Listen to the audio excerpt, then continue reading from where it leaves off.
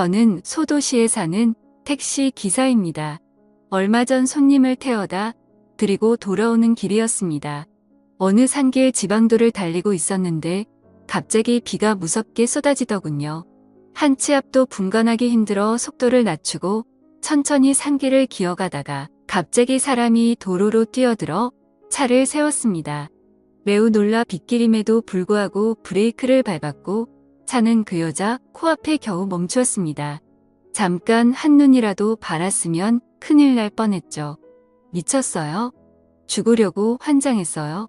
차가 오는데 갑자기 뛰어들면 어떡합니까?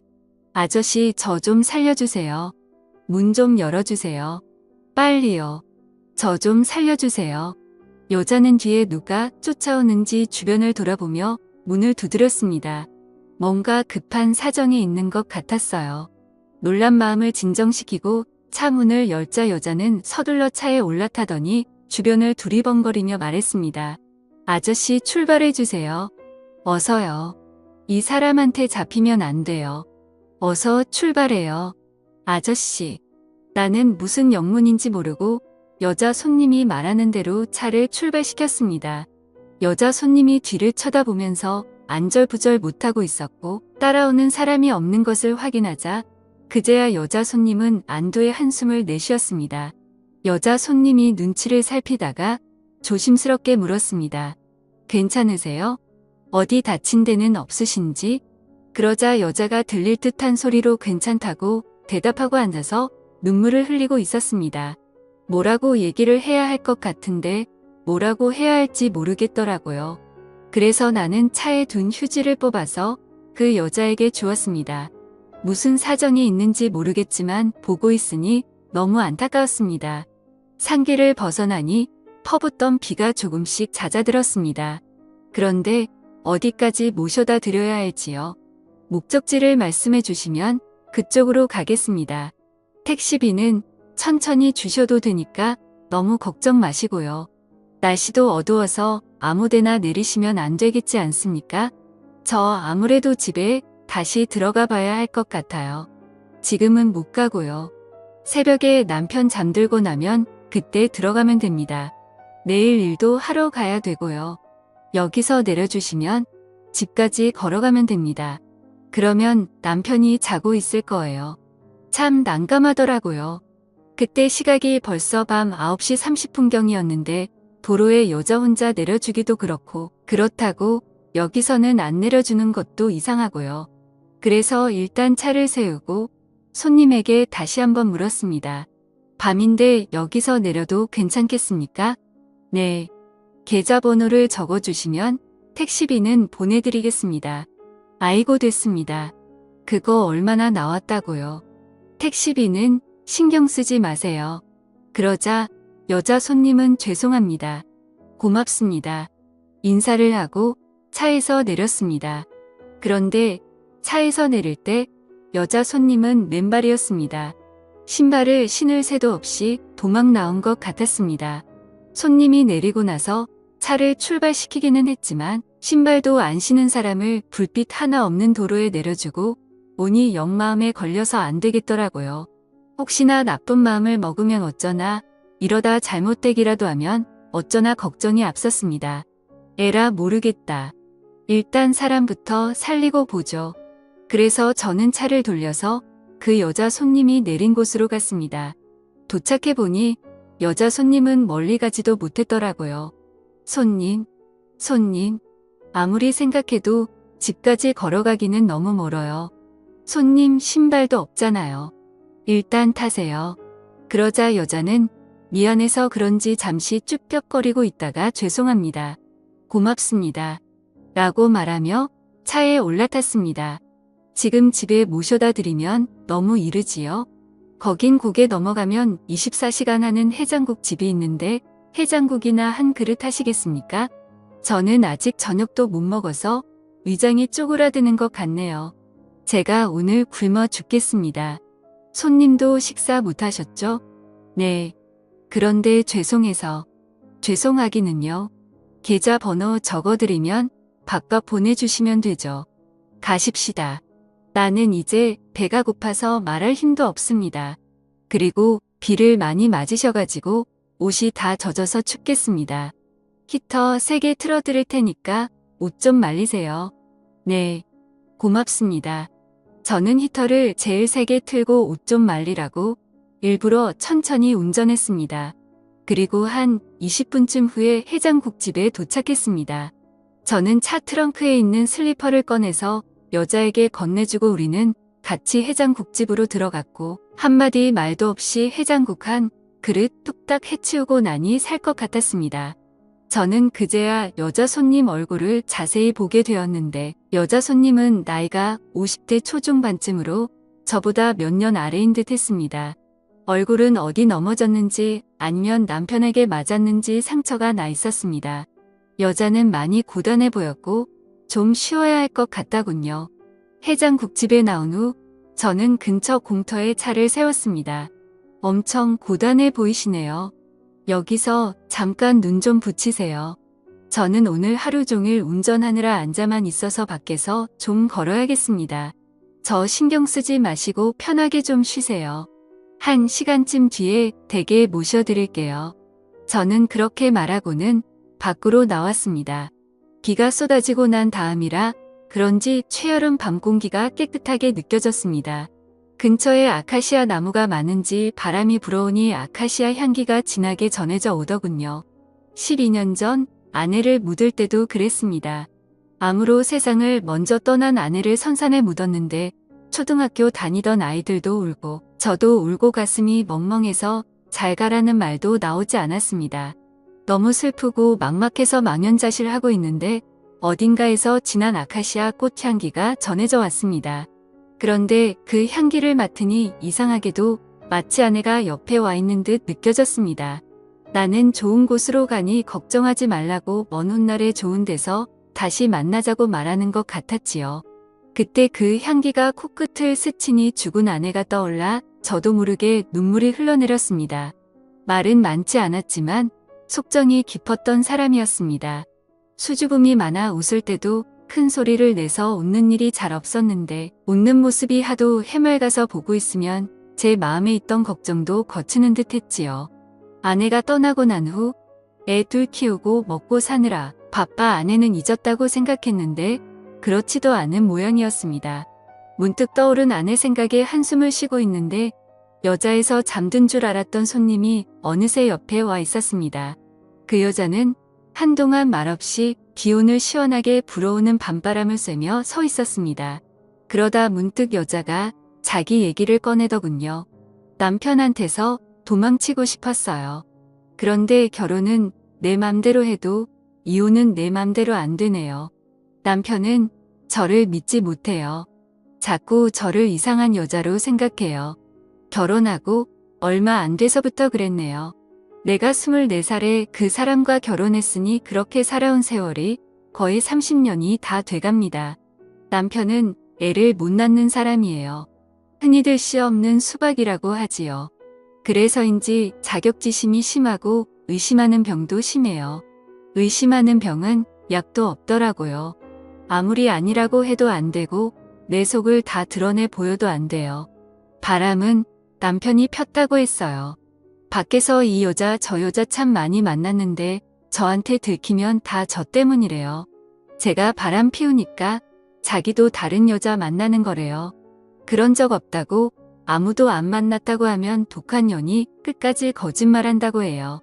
남편이 맘대로 생각하라고 하면 그럴 줄 알았다고 온갖 더러운 욕을 다 퍼부어요. 같이 사는 게 너무 힘이 들어서 헤어지자고 그랬어요. 그랬더니 어느 놈하고 살림을 차리기로 했느냐고 난동을 부렸어요. 사람이 눈이 돌아가서 미친다는 게 뭔지 그때 처음 봤어요. 그때부터 손찌검 하더라고요. 처음에는 그냥 툭툭 쥐어박는 정도로 시작하더니 나중에는 어느 순간부터는 일도 안 하더라고요. 그래서 제가 간병 일을 시작했어요. 제가 간병하는 사람은 나이 많은 노인인데 중풍으로 사지마비가 와서 제대로 움직이지도 못하는 사람이에요. 그런데 간병하는 사람이 남자라고 하면 난리가 날 것 같아서 그냥 여자라고 했어요. 나이 많은 할머니라고. 그런데 어떻게 알았는지 제가 간병하는 사람이 남자인 걸 알았던 모양이에요. 그걸 알고 오늘 난리가 난 거예요. 2년이 간병 핑계대고 첩질한다고 다른 놈 집에 가서 살림 살면서 자기를 속였다고 둘이 같이 죽자고 덤비더라고요. 그래서 도망쳐 나왔어요. 맨발인지 비가 오는지 옷이 찢어졌는지도 모르고 무작정 살기 위해 도망 나왔어요. 다행히 살긴 살았네요. 들어가도 괜찮으시겠습니까? 얘기 들어보니 가만히 있지 않을 것 같은데 설마 죽이게 하겠어요? 죽이면 죽죠 뭐. 여자는 뭔가 결심을 한 듯 보였고 저는 더 이상 뭐라고 할 수도 말릴 수도 없었습니다. 저는 잠시 후 그 여자 손님을 집 근처까지 바래다 주었고 택시에서 내리기 전 제 연락처와 계좌번호를 묻더라고요. 오늘 도와주신 은혜는 절대로 잊지 않겠습니다. 정말 감사합니다. 언젠가 꼭 이 은혜 갚겠습니다. 저는 여자 손님이 걱정되었지만 제가 할 일은 딱 거기까지인 듯 했습니다. 그저 속으로 별일 없길 바랄 뿐이었죠. 그 후 저는 여자 손님에게서 한 번쯤 연락이 올 줄 알았습니다. 그런데 일주일이 지나고 한 달이 지나도 아무런 연락이 없더군요. 처음에는 혹시 무슨 일이 있나 걱정이 되었는데 나중에는 그리 심한 마음이 들었습니다. 그날 그렇게 사람을 걱정하게 만들었으면 택시비는 아니더라도 연락이라도 한 번 할 줄 알았는데 도움받을 때는 좋고 돌아서면 그뿐이구나 싶었죠. 그래, 다 그런 거지. 잠깐 스쳐가는 손님한테 내가 뭘 바라나 연락을 기다리고 있었던 제가 한심했습니다. 그렇게 3년의 시간이 흘렀습니다.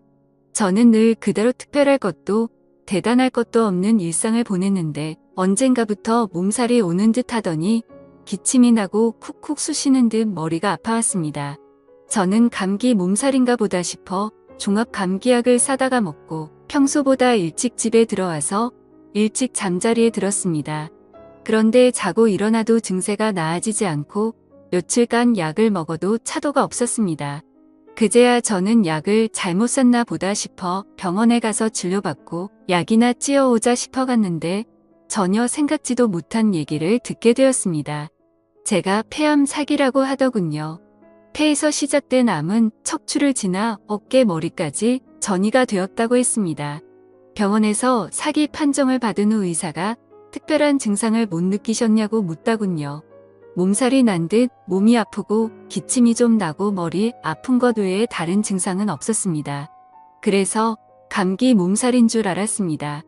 약국 가서 약을 지어 먹었는데도 나아지지가 않아 병원에 온 건데 그렇게 큰 병인 줄은 생각지도 못했습니다. 그랬더니 의사 선생님이 조금만 일찍 오셨으면 좋았을 걸 조금 늦게 오신 것 같다고 하더군요. 폐암은 원래 초기에는 아무 증상이 없다가 3기가 넘어가면서 서서히 증상을 보이기 시작하는데 가끔은 무증상인 경우도 있습니다. 그래서 이렇게 막바지에 오는 분들이 있는데 폐암이 이래서 무서운 겁니다. 이 상태로는 수술도 힘들겠네요. 그러면 저 죽습니까? 수술이 어렵기는 하지만 길이 없는 것은 아닙니다. 방법을 찾아보고 최선을 다해봐야죠. 의사 선생님이 듣기 좋게 줄여서 말했지만 제 귀에는 그 말이 가만히 없다는 말로 들리더군요. 이런 경우에 보통 얼마나 살 수 있습니까? 대개 6개월 정도 보시면 되겠습니다. 그런데 이건 어디까지나 통계적으로 그런 것이지 환자분이 어떻게 건강을 챙기고 생활하느냐에 따라 상태는 달라질 수도 있습니다. 방사선 치료도 해보실 수 있고 항암 치료도 원하신다면 하실 수 있습니다. 그래서 제가 그런 치료를 하면 병이 낫느냐고 물었더니 그건 아니지만 치료가 잘 되면 수술을 할 수 있을 거라고 하더군요. 한마디로 수술하기 위해서 치료를 받아보자는 거였습니다. 그래서 저는 그러냐고 잘 알겠다고 하고 병원을 나왔습니다. 도저히 엄두가 나지 않았습니다. 산다는 확신도 없이 항암 치료를 받고 고통을 참아낼 자신도 없었고 그 많은 치료비를 감당할 돈도 없었습니다. 아내가 떠나고 난 후 아들 하나 딸 하나 키웠는데 아들은 군대가 있고 딸은 이제 대학교 3학년. 들어갈 돈은 많은데 돈 낳을 구석은 없는 상황이라 그저 앞이 막막할 뿐이었습니다. 애들도 다 컸고 세상에 나와서 내가 해야 할 일은 어느 정도 다 했나 보다. 그래서 이제 아내 곁으로 오라고 부르시나 보다 생각했습니다. 그래 갈 때가 됐으면 가야지. 조금 빨리 가고 조금 늦게 가는 것뿐이지. 누구나 한 번은 다 가는 거. 세상은 불공평해도 죽음은 공평한 거야. 태어나서 고생만 하고 살아서 그런지 사는데 크게 미련도 없구나. 여보, 나 이제 6개월 남았대. 당신이 내가 보고 싶어서 일찍 부르는 거지? 내가 많이 그리워서 그러는 거지? 조금만 기다려. 내가 애들 마음 아프지 않게 정리 잘하고 갈게. 오래 안 걸려. 6개월이니까. 어쩌면 좀 더 빨라질 수도 있고. 좀 이따 만나. 내가 가면 마중 나와. 마음은 담담한데 왜 눈에서는 눈물이 나는지요. 아무리 욕심 없고 미련 없다 해도 마음 한구석에 버리지 못한 욕심이 있고 세상의 미련은 남은 모양이었습니다. 왜 눈물이 나는 거야? 다른 사람에 비하면 나는 얼마나 행복한 건데. 돈 많고 두고 갈 건 많은 사람은 가는 게 얼마나 괴롭겠어. 나는 별로 가진 것도 없고 남길 것도 없으니 그냥 홀가분하게 가면 되는 거야. 눈물 날 것 없어. 다른 복은 없어도 죽는 복은 타고난 거야. 저는 택시를 또 그만두고 주변을 하나씩 정리하기 시작했습니다. 지골에 사시는 형님 형수님도 찾아뵙고 부모님 산소도 보고 아내도 보고 왔습니다. 그리고 그날 집 앞에 웬 여자가 우리 집 대문 앞에 서서 집 안을 들여다보고 있었습니다. 저 누구 찾아오셨습니까? 제 말이 끝나자 그 여자가 뒤돌아봤는데 어디서 낯이 많이 익은 사람이었습니다. 저 모르시겠어요? 그때 비 오는 날 저 공짜로 택시 태워주셨잖아요. 해장국도 사주시고. 그 얘기를 들으니 그때 그 일이 생각이 나면서 여자 얼굴을 알아보겠더라고요. 저는 너무 반가워 저도 모르게 그 여자 손을 덥석 잡았습니다. 어이구 세상에 왔어요. 정말 오랜만입니다. 그동안 잘 지냈습니까? 집에는 잘 들어갔는지 어쨌는지 많이 궁금했습니다. 어떻게 알고 찾아오셨습니까? 그때 택시가 회사 택시여서 찾아갔어요. 제가 너무 늦게 인사드리지요. 진작에 오려고 했는데 그때 적어주신 연락처 남편이 불살라버렸어요. 집에 도착했을 때 그 시각까지 남편이 안 자고 있더라고요. 어디 갔다 왔느냐고 도망가버린 줄 알았다고 미안하다고 하더니 제 손에 쪽지가 있는 것을 보고 놀라게 됐어요. 밖에서 남자를 만나 다니는 것을 알게 되어 온갖 욕을 듣고 쪽지를 가져가 라이터불로 태워버렸어요. 그때는 저도 같이 미쳐버렸습니다. 무슨 정신이었는지 차라리 날 죽이라고 이렇게 사느니 죽는 게 낫다고 덤볐어요. 그리고는 실제 상황을 알게 된 거예요. 그렇게 한동안 병원에서 신세를 지냈습니다. 병원에 있는 동안 사람들이 왜 그러고 사느냐고 경찰에 신고하고 병원에 가서 다시 돌아가고 싶었죠. 그런데 그날 밤에 병원에 도착한 남편이 다시 돌아가고 싶었죠.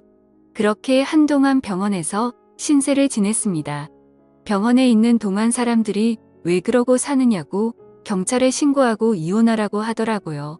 그 정도 되면 남편이 이혼 안 해준다고 해도 이혼할 수 있다고요. 그때까지 남편이 이혼 안 해주면 이혼도 못하는 줄 알았는데 주변 사람들이 알려줘서 이혼할 수 있었어요. 그 지겹고 지독한 집구석을 그렇게 벗어났네요. 그런데 얼굴이 많이 상하신 것 같아요. 어디 아프세요? 많이 아프지는 않은데 얼마 못 산다네요. 배에 암덩어리가 있는데 그게 여기저기 옮겨 붙었나 봅니다. 그래서 갈 준비를 하고 있었습니다. 그런데 죽기 전에 이렇게 만나게 될 줄은 정말로 몰랐네요. 제가 얘기를 하자 여자는 너무 놀란 표정으로 저를 바라보더니 가자고 병원에 어서 가자고 하더라고요. 아니 어떻게 죽는다는 말을 어떻게 아무렇지도 않게 그러는 거 아닙니다. 세상에서 목숨만큼 귀한 것이 없는데 죽는다니요. 해볼 만큼은 해보고 갈 때는 후회 없이 가야 되는 겁니다. 아무것도 안 해보고 그렇게 가면 억울해서 죽어서 눈도 못 감아요. 어서 가십시다. 죽을 날을 기다리지 말고 어서 병원에 가십시다. 그래서 저는 세상에 미련 없다고 이제 갈 때가 됐다고 하니 그게 무슨 소리예요. 아직 멀었습니다. 그러니 어서 병원에 가십시다. 단호하게 얘기를 했고 그 여자 손님은 결국 택시를 불러서 저를 데리고 대도시 대학병원으로 갔습니다. 가는 동안 그 여자가 그러더라고요. 내가 그때 진빚도 못 갚고 이제야 찾아왔는데 이리 허무하게 가시면 안 됩니다. 다 제가 알아서 할 테니까 제가 진빚 두고두고 빚 갚을 테니까 앞일 걱정 말고 돈 걱정도 말고 살 길만 생각하세요. 암은 살겠다는 의지가 90이라고 합니다. 죽는다는 생각은 아예 하지도 마세요. 살 수 있습니다. 아저씨가 저를 살려주셨으니 아저씨는 제가 살릴 겁니다. 이렇게 살 수 있는 건가? 죽지 않아도 되는 건가? 살고 싶은 욕심이 스멀스멀 올라오더군요. 덤덤했던 마음은 온데간데 없고 살고 싶다는 생각에 자꾸 미련이 남고 집착이 생겼습니다. 저는 별로 가진 게 없습니다. 들어놓은 보험도 없고요. 병원비가 만만치 않을 겁니다. 그 어르신을 제가 9년간 병간호했습니다. 제가 듣기로는 자식이 셋이나 있는데 어른이 누워있는 동안 자식들 중 어느 누구도 얼굴 한번 비치지 않았습니다. 상태가 위독할 때 연락을 받고 자식들이 다들 한번 찾아오기는 했는데 아픈 아버지를 두고 돈 얘기 먼저 꺼냈습니다. 아버지 가시기 전에 재산은 나눠야 하지 않겠냐고요. 어르신이 노발대발하면서 자식들 다 쫓아내버렸습니다. 내가 아플 때 내 입에 밥 한 숟가락 넣어줘 본 적이 있냐고. 니들이 나 먹으라고 먹을 거 하나 사와 본 적이 있냐고요. 장례식도 필요 없고 재산도 필요 없으니 앞으로 죽어서도 찾아오지 말라고 했습니다. 재산은 세상 불쌍한 사람들에게 나눠줄 것이고 너의 것은 10원도 없다고요. 그래서 저는 어르신이 그 많은 재산을 사회에 다 기부한 줄 알았어요. 그런데 그걸 반은 기부하고 반은 제 앞으로 돌려놓으셨어요. 어르신이 살아계실 동안 제가 있어서 외롭지 않게 살다 간다고요. 언젠가 남편이 저를 찾아와서 행패를 부린 적이 있는데 어르신이 돈을 쥐어서 보내주셨습니다. 다시는 찾아오지 않는다 각서 쓰는 조건으로요. 그 돈 받고 이 사람 2번 다시 괴롭히지 말라고 하더라고요. 한평생 어렵고 힘들게 살아왔는데 평생 없던 돈 폭이 뒤늦게 찾아온 것인지 죽을 때까지 이 돈을 다 쓰라고 해도 못 쓰겠어요. 그 많은 돈을 받으면서 내가 받아도 되나 어쩌나 마음이 무거웠는데 이렇게 쓰라고 준 돈인가 봐요. 그러니 돈 걱정은 마세요.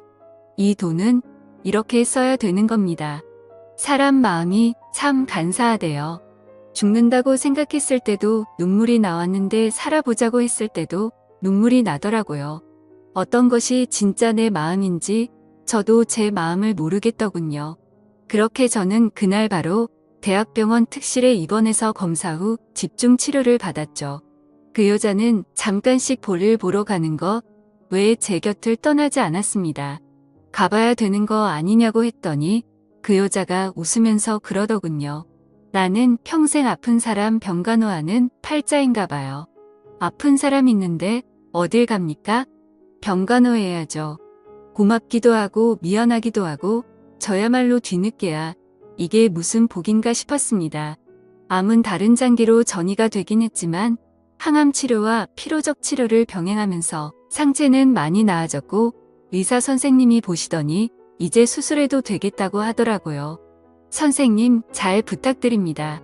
제일 좋은 약 써주시고 수술 잘 부탁드립니다. 그 여자는 의사 선생님 볼 때마다 신신당부를 했습니다. 저는 폐의 절반 가까이 떼어내는 절제술을 받았고 다행히 수술 경과도 좋고 회복도 빨라서 퇴원하게 되었습니다. 퇴원을 앞두고 그 여자가 그러더라고요. 폐 수술 후에는 공기 좋은 데 가서 요양해야 된다고 하던데 혹시 제가 이런 말하면 어떨는지 모르겠는데 저하고 같이 시골에 가시겠습니까? 마당도 있고 뒤에는 텃밭도 있어서 농약 안 치고 채소도 길러 먹을 수 있을 것 같은데 저야 좋지만 매일 제 병관을 하시고 거기 저랑 같이 가시면 제 뒤치다꺼리 해야 될지도 모르는데 귀찮지 않습니까? 조실 부모하고 고아로 자란 내가 이 나이 먹도록 자식이 있길 하나 형제지간이 있길 하나 세상 툴툴 털어 의지할 곳도 없는데 사람이 귀찮으면 되겠습니까?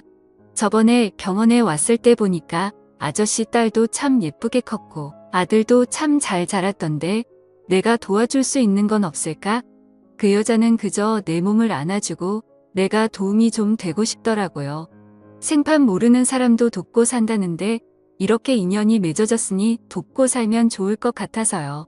아저씨만 부담스럽지 않으면 그렇게 하고 싶네요. 그 얘기를 듣는데 제가 이 여자를 너무 그냥 놔주는 건가 하는 생각이 들었습니다. 여자가 용기를 내어서 얘기하는데 가만히 듣고만 있으면 남자 체면이 말이 아니더라고요. 그래서 저도 용기를 내어서 말했습니다. 아주머니, 아니 용순 씨. 내 옆에 있어줘서 도망가지 않고 나를 돌봐줘서 정말 고맙습니다. 그리고 언젠가부터 이 얘기는 하려고 했는데 그때 처음 본 날 우리는 뭔가 인연이 있었는데 우리는 뭔가 인연이라는 생각이 들었습니다. 연락이 올 줄 알았는데 연락이 안 와서 얼마나 섭섭했는지 모릅니다. 그런데 이렇게 찾아와 주어서 내가 얼마나 행복한지 몰라요. 내 몸이 더 건강해져서 오래오래 용순 씨와 함께하고 싶습니다. 죽은 제 아내가 들으면 섭섭할지 모르겠는데 죽을 때까지 용순 씨하고 행복하게 한번 살아보고 싶습니다.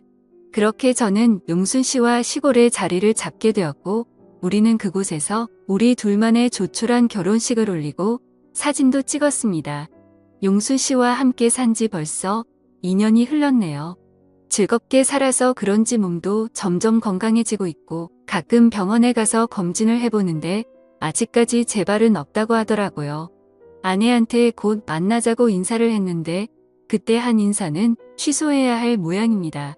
6개월이라고 했는데 앞으로 60년만 더 기다리라고. 용순 씨하고 100살 넘어서까지 살다가 천천히 간다고 해야겠습니다. 원래 정해진 인연이 있는 건지 아니면 인연은 우연히 맺어지는 건지 모르겠습니다만 이렇게 맺어진 인연을 귀하게 생각하고 소중히 아껴주며 살아가겠습니다. 용순 씨와 함께 산 지 벌써 2년이 흘렀네요. 제 사연을 읽어주셔서 감사합니다.